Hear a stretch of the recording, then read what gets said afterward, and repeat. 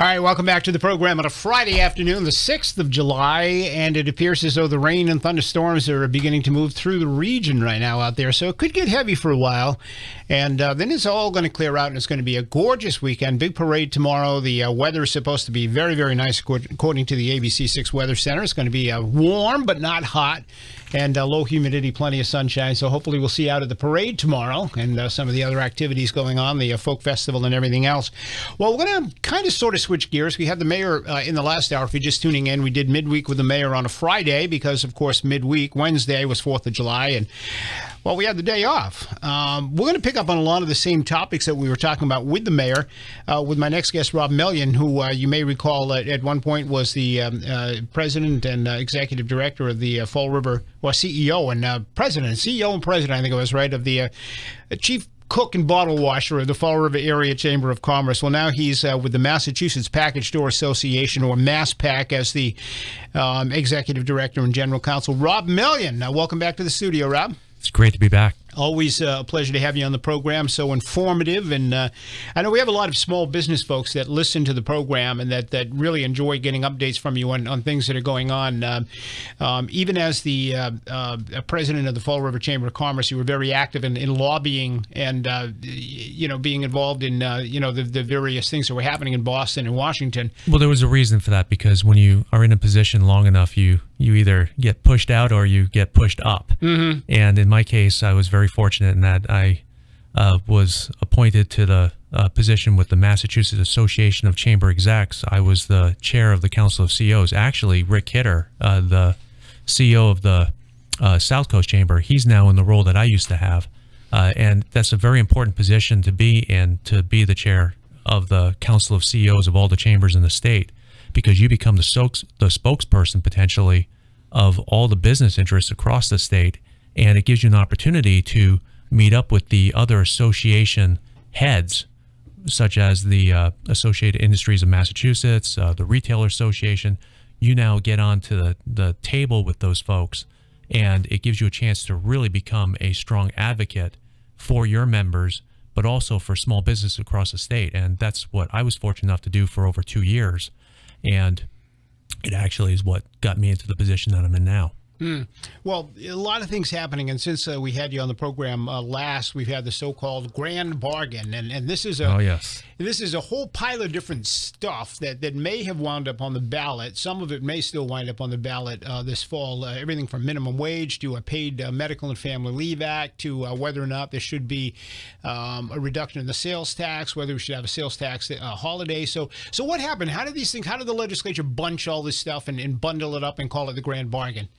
Got a couple of hours? Yeah, well, actually we do. So you and I actually started talking about this almost 2 years ago. And it began with the discussion of a potential ballot question for the millionaires tax, which, as you recall, I had said on your show that it was not a millionaires tax. It was a tax on inventory for LLCs and S-Corps. Now I'm the executive director and general counsel to the Massachusetts Package Stores Association. Well, package stores have inventory, and a lot of inventory, and it was going to be a tax on their inventory. That's what the millionaire's tax was, and that's how you're going to raise $2 billion, was by taxing people's inventories. And you had predicted back then that this was unconstitutional. As it turned out, I said on your show it was unconstitutional. Yeah, the SJC said exactly that it was unconstitutional. Why? Based on what?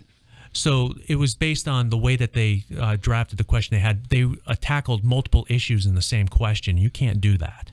And we also questioned, too, so that was one prong of the argument constitutionally. The second prong to our arguments constitutionally was that the way that the accounts for the state are set up, the question itself said, we're going to take the money raised from the revenues and we're going to pass them into education and we're going to put it into transportation. Dedicated to specific sources. That was a lie from the very beginning. You can't do that. You can't do that. And those of us who knew that, we said it. I said it on your show. You can't do that. And the court agreed. You can't do that. It has to go into the general accounts. And actually, if you read the fine print in the ballot question, they sort of said that. But the fact was that they misrepresented and they got caught. And that's the reason why it ultimately went down in the SJC. I was actually part of that challenge.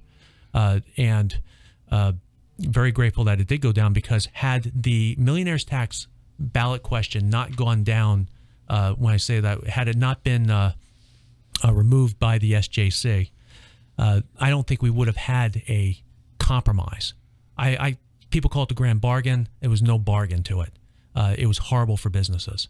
So it was a compromise, because had we not been able to come to a compromise, it would have been far worse. That's about the only silver lining for businesses in this compromise, is that it would have been a whole lot worse had we not been able to come to some kind of an agreement legislatively.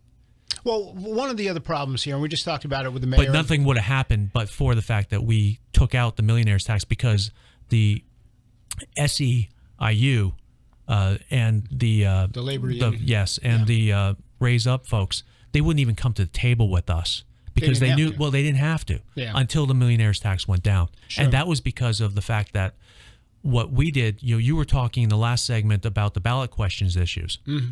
So one of the things that the business groups did is, knowing that we had no way to bring anybody to the table with us, we created an issue that forced them to the table, and that was our own ballot question to reduce the sales tax to 5%. So where is that now? Is that still pending? No, they're all gone. All right, so that was part of the grand bargain. That was part of the negotiations. The business associations removed the ballot question on reducing the sales tax in return for the other ballot questions to be removed as well. And Raise Up did agree to remove their ballot questions. All right, so the bigger problem here, the mayor, we talked about in the last hour, and you and I have talked about this in the past, and now it's you mentioned Rick Kidder from the local chamber here, is the whole initiative petition process. And in a letter that was written by the local chambers, it's broken. The system is broken, and it's too easy for special interests to get things on the ballot. And so part of the reason, it's interesting that you bring this up, Barry, because I actually... I'm giving you the behind the scenes to some degree here. If you look up the signatures on the sales tax ballot question, I'm number 3. We did that to prove a point. The business associations did that to prove a point, that how easy it was to put a ballot question up. We put up our own. We did it, one, to get leverage so that we could actually get the other side to the table so that we could negotiate something.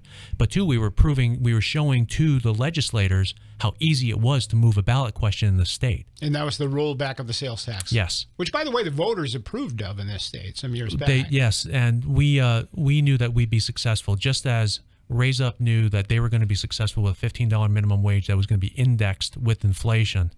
And they knew that they would be successful on a ballot question for the millionaire's tax, and they knew that they'd be successful on a ballot question for the employer-paid family and medical leave. We knew we'd be successful on reducing the sales tax to 5% and creating a permanent sales tax holiday. All right, so with this grand bargain, well, let's stick for a second on the initiative petition process. I don't think anybody wants to throw the process out. It's in the Massachusetts Constitution. No. So how do you fix it?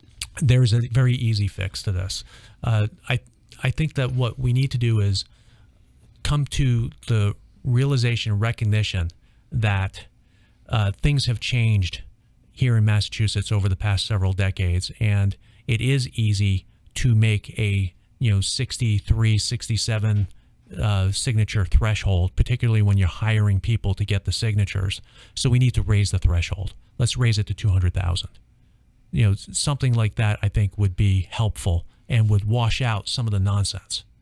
So just simply requiring more signatures would make it more difficult to get it on. Yes, which would make us more it would make us more like some of the other states that have this type of a process. All right, so we had all of these proposed ballot questions. Because you don't want to get rid of that process. You don't want to take that away from people, but I think that we need to consider raising the threshold for how it qualifies. Well, I know people in other states that don't have the initiative petition process that are envious of us because we can do that. But what happens as a result of this is what we've seen here in Massachusetts is that money comes from outside of Massachusetts to move issues in Massachusetts. Massachusetts and California. Thing. Exactly. Massachusetts and California are the testing grounds for special interest groups from across the country to push these issues because it's so easy to get them to the ballot.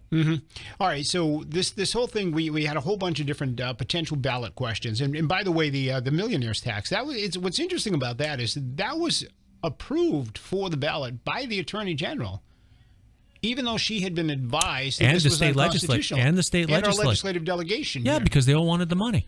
We had that conversation right here.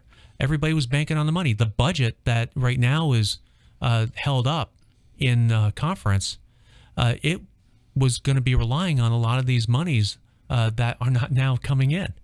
So that was part of the problem. But these folks were all advised that this was illegal and unconstitutional. I said 2 years ago. Look, Barry, I said 2 years ago it was unconstitutional.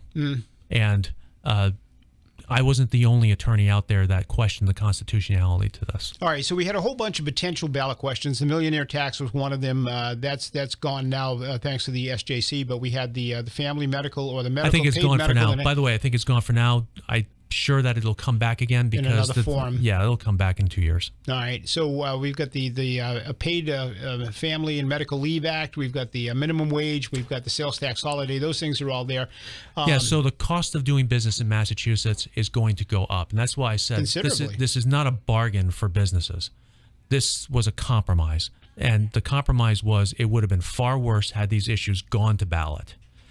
The consequences would have been devastating to particularly small businesses. Well, and government too. The mayor sat here a few minutes ago and told us that the government yes is and going to no, have to yes pay and more. no. They so on employer-paid family and medical, a municipality has to opt in. They because of the legislative. Now this was to their benefit. Had it gone to ballot, then New Bedford would have been on the hook.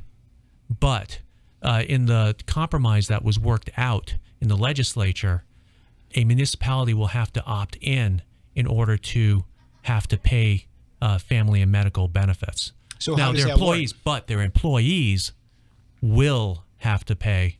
All employees in the state of Massachusetts are going to be charged this tax. So who matches that? Who matches it? Because the way it works, right? The employer matches. The master hasn't been created yet. It's going to be a new state agency. Okay, about an $80 million agency, right? So it's estimated that so the state is going to create a new trust fund to oversee the benefit, and there'll be an agency that obviously manages the trust fund. So we'll create a new wing of government for this, and it's estimated that the new tax is going to generate about $1 billion annually to fund this, and you got to bank that money for a couple of years, and then they'll roll out the new benefit in a few years from now. All right. So how does it work? So as an employee, I will get a new payroll tax. Yes. So the way that it's going to work is that... Can I opt in or out, or is it no, no, it's mandatory. So in 2019, the tax is going to begin, and you will have deducted from your paycheck 0.63%. So a little bit more than a 0.5% you'll have deducted. So on average, you get a figure, you're going to lose about $400 out of your paycheck. Annually. So we're going to make a mandatory contribution to this program out of our paycheck of about $400. Employees, yeah. That I'm figuring that's somebody who's earning about $35,000, $40,000. They're going to get hit about $400 annually. All right. So my employer has to match that. So if you're an employer with 25 or more full-time equivalents, you'll have to match it. If you have under 25 employees or full-time equivalents, you can opt in to match, but are not mandated to match. All right, so if I don't match... And this is because of the compromise that we did. That was one of the issues that we got as a concession by going the legislative route, by being able to go to the legislative route. So employers with 25 or fewer workers, they have an option. They can either match or they don't have to match. Right. So but the employee has to do it. If you have one employee, you have to be in the program. So this protects mom and pop. Yes. The little variety store in the corner. Which you would not have had in the ballot question. Okay. In the ballot question, the mom and pop was going to have to suffer with everybody else and having to match. All right. So bigger companies, 25 employees or more, will have to. They will be required under law. So if I work for mom and pop and I'm contributing, but mom and pop's not contributing, who pays for me? That goes into a giant pool statewide, right? So if I take time off to deal with my Aunt Nellie, and I'm going to get compensated for being out, that comes out of this big pool. That's going to come out of the pool, yes. Okay. Similar to TDI in Rhode Island. All right. This, which is temporary disability. Yes. Which is what they use for maternity leave in Rhode Island. Yes. They don't have the same kind of maternity leave here. But we will, in a sense, have something like that. Now, that will be a sort of a benefit that we will have in play in a couple of years from now when this goes into effect. Are there any other opt-outs? Is there any, you said government can opt out, right? Government can opt out. There's a small business, as we said, and that's about it. All right, so nonprofits have to pay. State government can opt out then? State government can.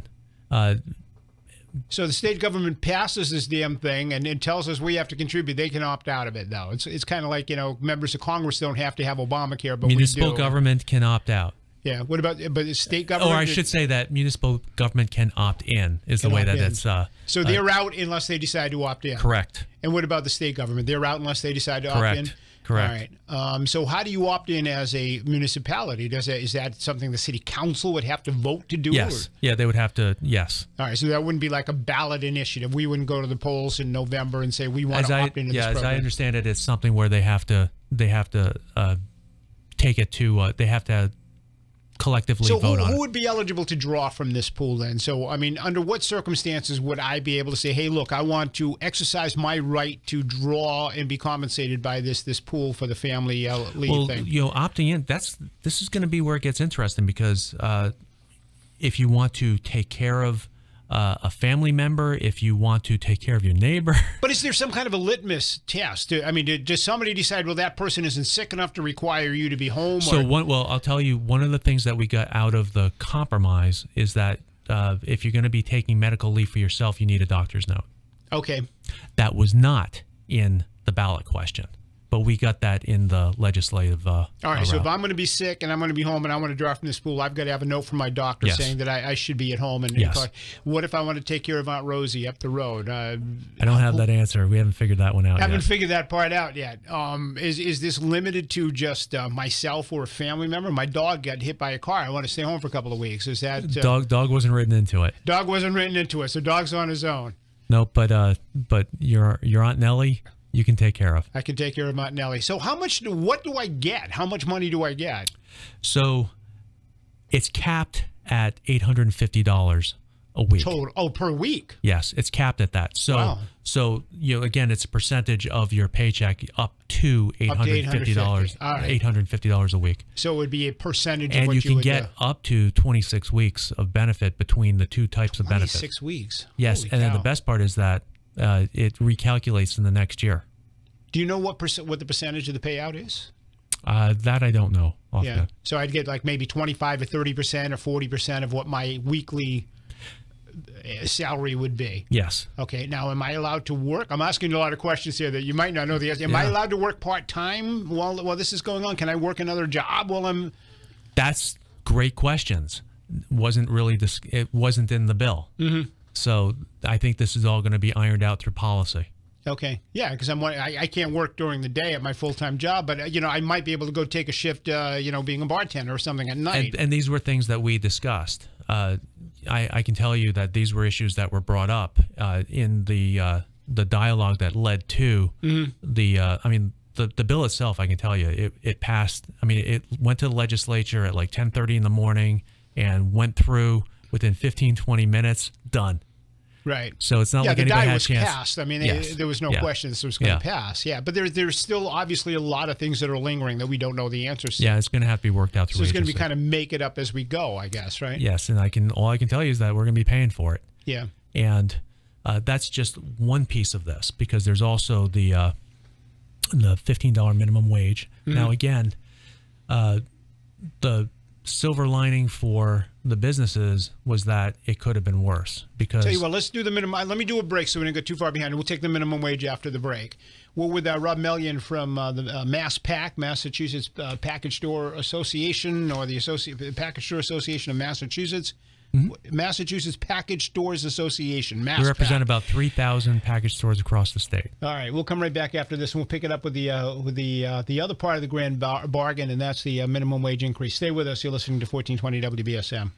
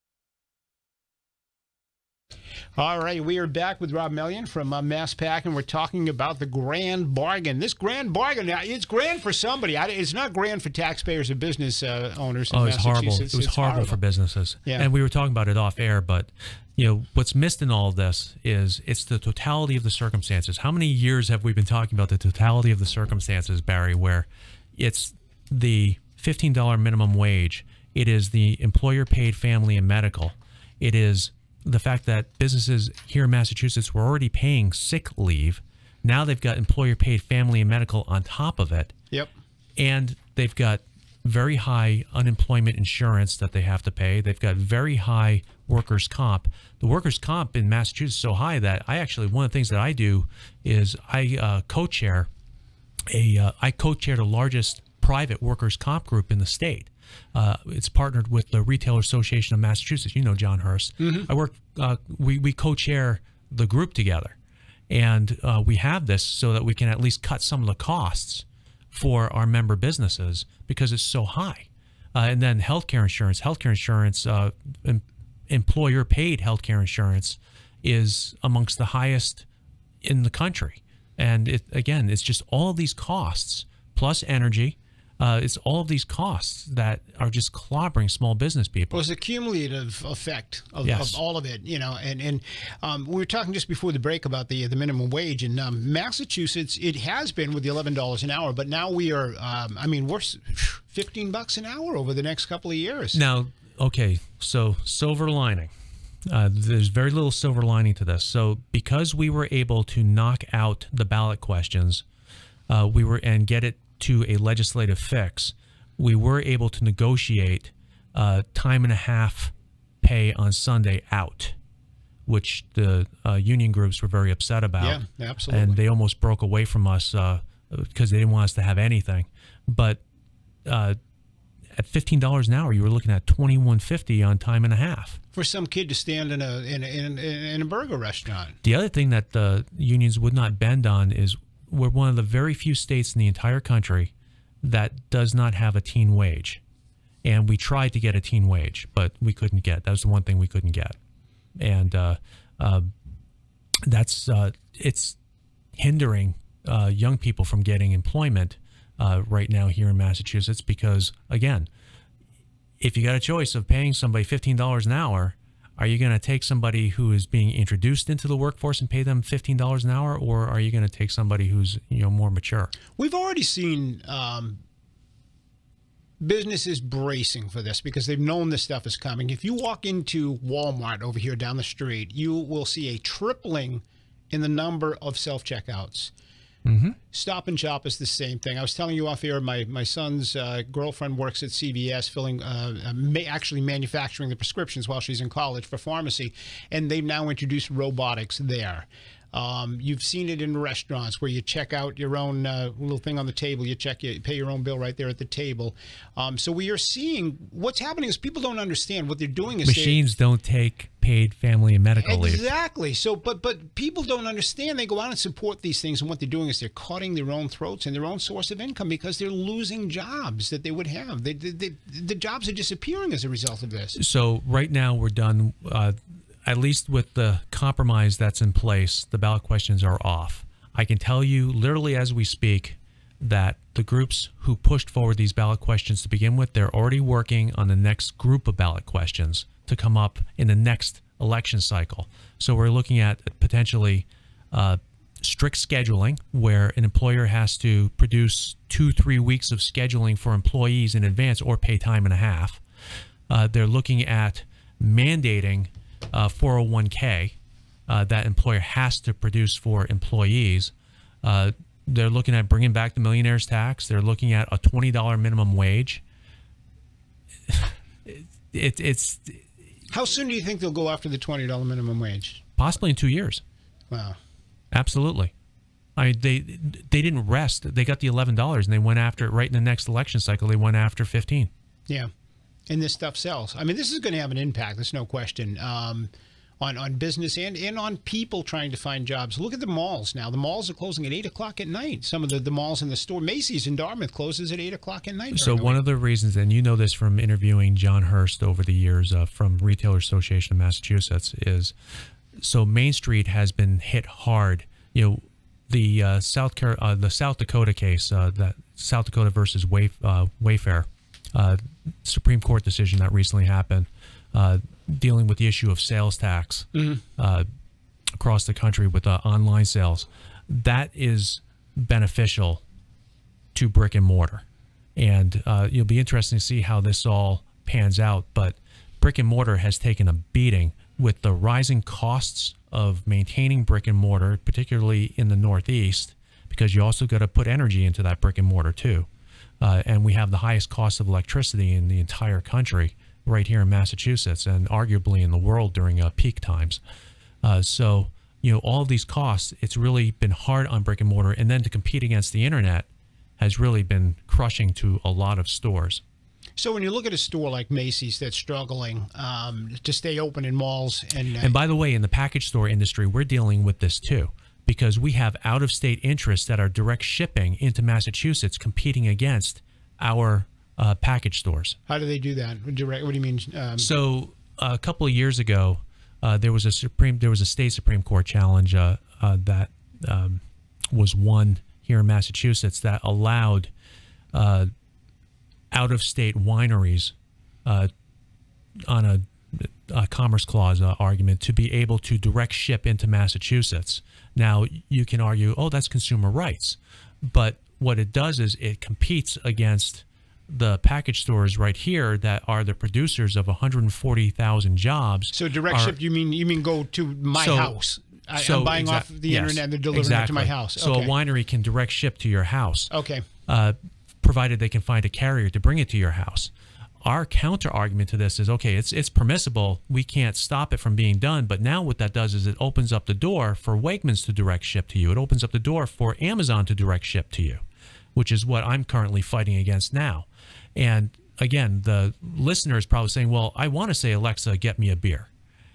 But what the listener doesn't necessarily recognize is that that means Massachusetts stores that create 140,000 jobs in the state that produce over $1 billion in taxes to the state, they lose. And that's going to impact us far more than the 30 cents that you saved on the beer. Mm-hmm. And the jobs. Yes. I mean, the jobs are the important thing too, because they go away. Yes. And you don't get those back. That's right. And that's what I'm saying. We've seen this constant assault on brick and mortar. Look at what's happened to the pharmacies in this country. They're gone. The independent pharmacist, they're wiped out. And the same thing is happening, in our industry. We're trying to prevent it from happening. And one of the reasons why we have been successful to date is because what separates package store items from a CVS or from a convenience store or a market is that we sell a controlled substance. So it's not bread that we're talking about here. So because of the fact that it's something that can be overconsumed or can be potentially given to somebody who's underage, or it could be adulterated product, and if you drink adulterated product, you're going to die or go blind, we have been able to check the process and to keep things intact with our three-tier system here. All right, so the minimum wage is going to go up as a result of this grand bargain that was signed by the governor from $11 an hour, which was already the highest minimum of any state in the country. So now we're going to go up to 15. How soon does that begin to go up, and how long will it take before we get to 15? So it's going to start going up. It'll get to 15 by 2023. So one of the things that we were able to get in the compromise, I say compromise, I don't call it a bargain. You notice that. We got a year. We were able to push it back a year before it started to inch up. So we were able to give businesses at least a year to absorb it. So the increases are going to begin in 2019. And the first increase will be $1, and it'll be 75-cent increases up to 2023. So while that's going up, the time and a half on Sunday is going to decrease. And that was one of the things that we were able to get in the compromise. We wouldn't have had this had it gone to the ballot. So also with the minimum... And we also got the indexing out. It will not index up with inflation. So once it gets to $15, it'll stay at $15 unless we pass $20. Exactly. Yeah. So the folks who get a different minimum based on tips, wait staff, and all that. That minimum is going to go from what, $3-something an hour? Yeah. So restaurants, unfortunately, really took a hit with this, and I hear about this all the time. I work very closely with Bob Luz, who's the president and CEO to the Mirror, which is the Massachusetts Restaurant Association. They really took a hit with this. So their increase is 100% eventually. It's going to go from the 375, I think it's going to go up to 675 as the baseline. And they're going to they're taking a big hit.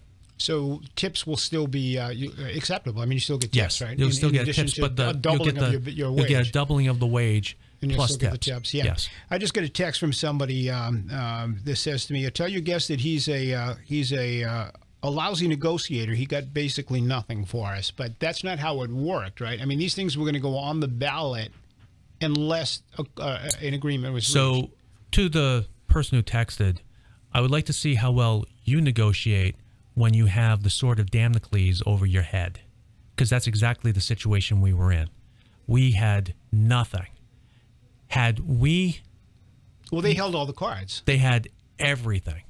They had the millionaire's tax, which, as I said, we were able to take out. And by the way, that didn't get taken out on its own. We had to finance that challenge.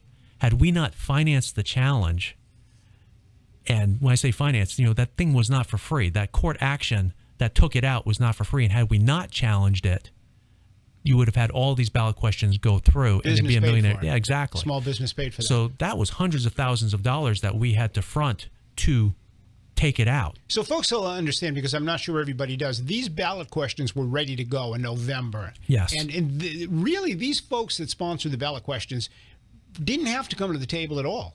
They didn't want to come to the table. Right. So I mean, there was nothing compelling them to come to the table. The only reason why they came to the table was because with the loss of the $2 billion from losing the millionaire's tax that the state was counting on in their next budget, and with the potential of an additional loss of about $1.8 billion due to us being successful on the reduction of the sales tax to 5%, they had to come to the table. We pushed them to the table, and they were pushed to the table by the legislature, who was not willing to bring them to the table up until this all came to a head, because we were looking at potentially, and trust me, the business associations were taking a lot of heat for potentially upsetting the budget with these gaps. But we had nothing, and we knew that it was going to be too much to absorb had these questions gone to ballot, right, because we had done the polling. We knew without any doubt that they were going to win with margins of probably 60-30. Because all of these questions that we're talking about were going to go to the ballot. You guys got the sales tax. Who was not going to vote themselves a raise? Oh, absolutely, yeah. And who was not going to vote themselves a benefit? Sure. And who was not going to put those dang millionaires in their place? Exactly. Not knowing that they weren't taxing millionaires, they were taxing inventory. The whole point of putting the sales tax rollback on there was to gain some leverage in order to force these guys to the table, and then the Supreme Court helped out by ruling the millionaires tax unconstitutional. And the problem that we had was, so here was the sword of Damocles that was over us, is that if we pushed too hard, all they had to do was just go to the ballot anyway. Right. So if we pushed too hard, then Raise Up and the unions would have just said, screw it. You can. They were going to get a trifecta. They were going to win on all fronts. Let me take the break, Rob. We'll come back. I want to get into the other aspect of this, which is the sales tax-free holiday, and we'll talk a little bit more about that coming up. Stay with us. 508-996-0500 is our phone number. We'll be right back.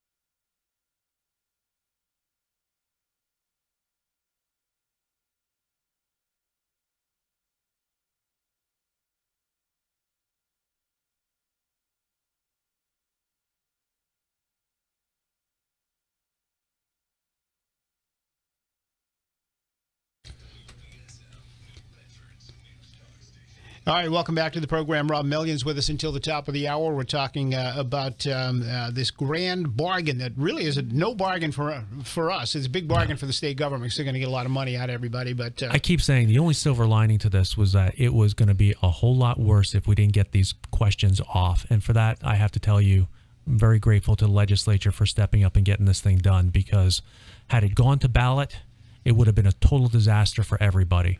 And we were talking about this just a second ago off mic.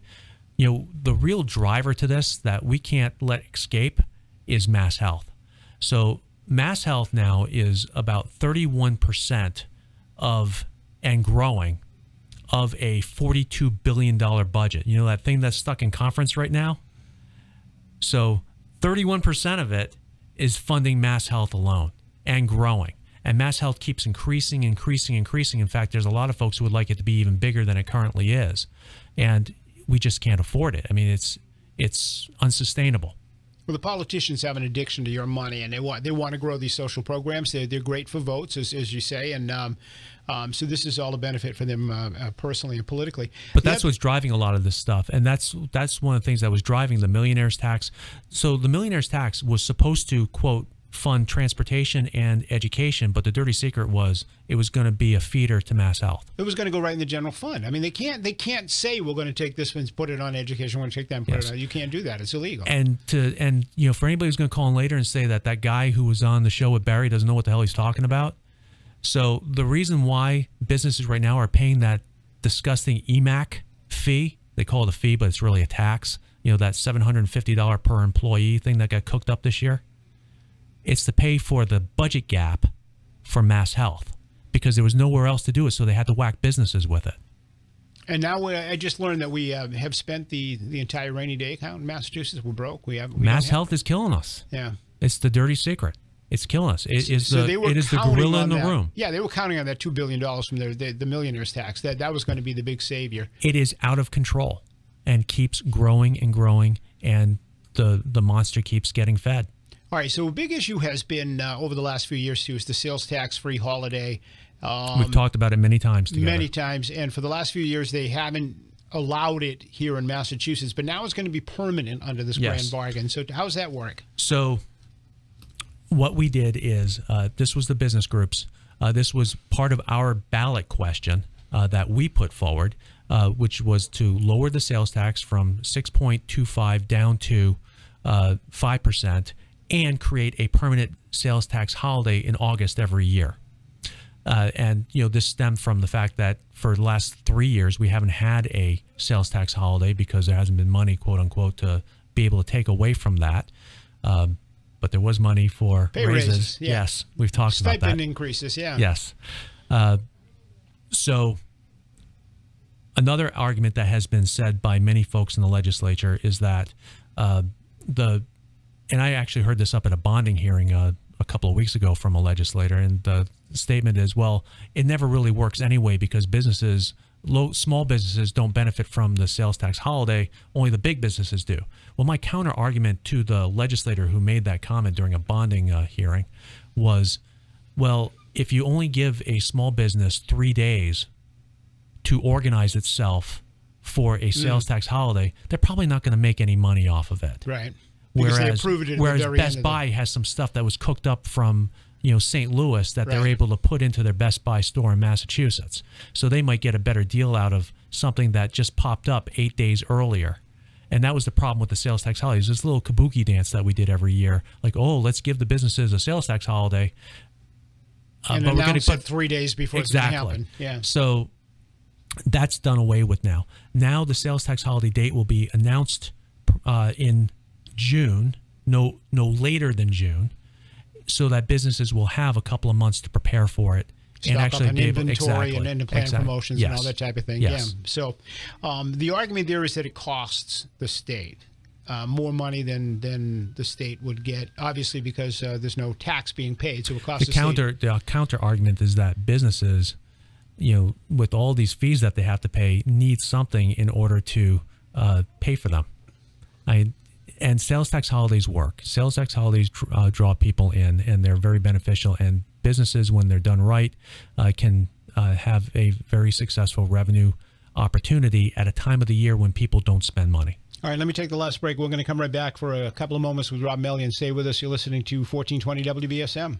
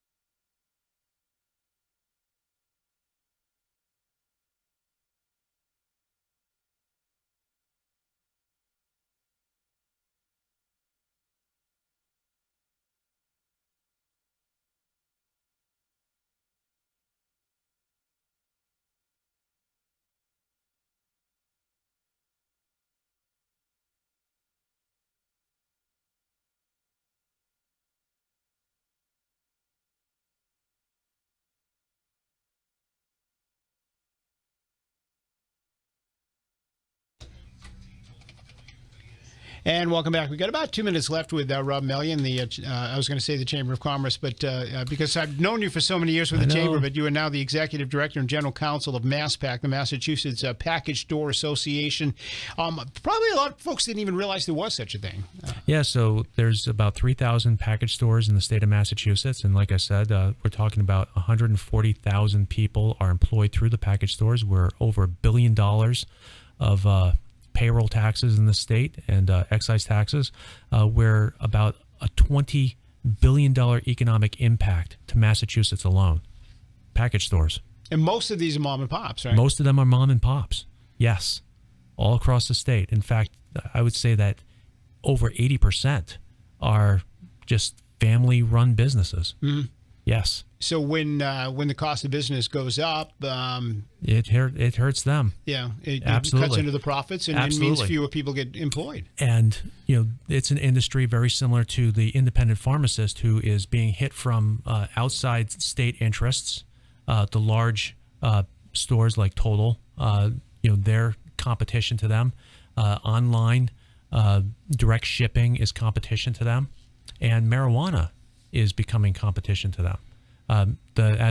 What we're seeing is that as there's this national trend towards recreational marijuana, people are shifting out of using beer or wine and are turning to marijuana as their choice of entertainment. Well, I was wondering how that might work, and so particularly, and I hate to say this, what we're seeing is particularly in the 13 years to 27 years age bracket, there's a rise, a 30% increase in marijuana use. Got to wrap it up, Rob. Always appreciate you coming in. Yep, thanks for having me in. All right, we'll do it again. I'm going to break for the news. We're going to come back with your calls next. Stay tuned. You're listening to 1420 WBSM New Bedford.